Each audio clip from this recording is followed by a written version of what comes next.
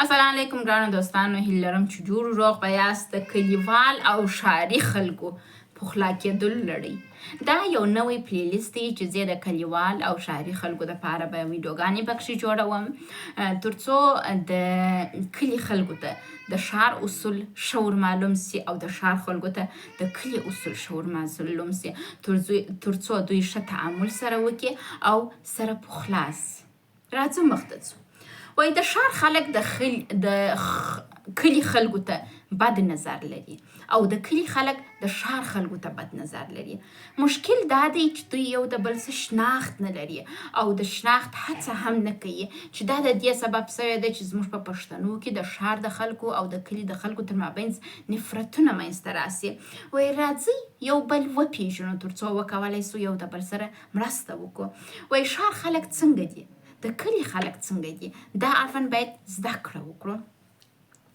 د کلي خلک د ښار د خلکو د دوکه کولو هڅه کوي او د ښار خلک د کلي د خلکو د دوکه کولو او د فریبو د چل هڅه کوي.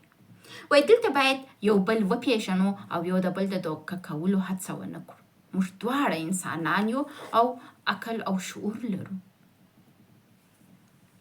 د کلي خلک د ښار په آداب معاشرت نه پوهیږي او د ښار خلک د کلي په آداب معاشرت نه پوهیږي، چې دا د دې سبب کیږي چې د دوی تر مابینځ مشکلات منځته راسي. دغه پلیلیست چې ما نوی جوړ کړی دی دا به تاسو ته د کلي او د ښار د ژوند پخلاینه منځته راولي.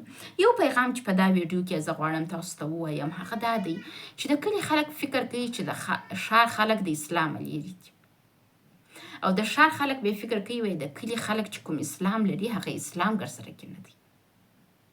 نو تاسو څه کوئ؟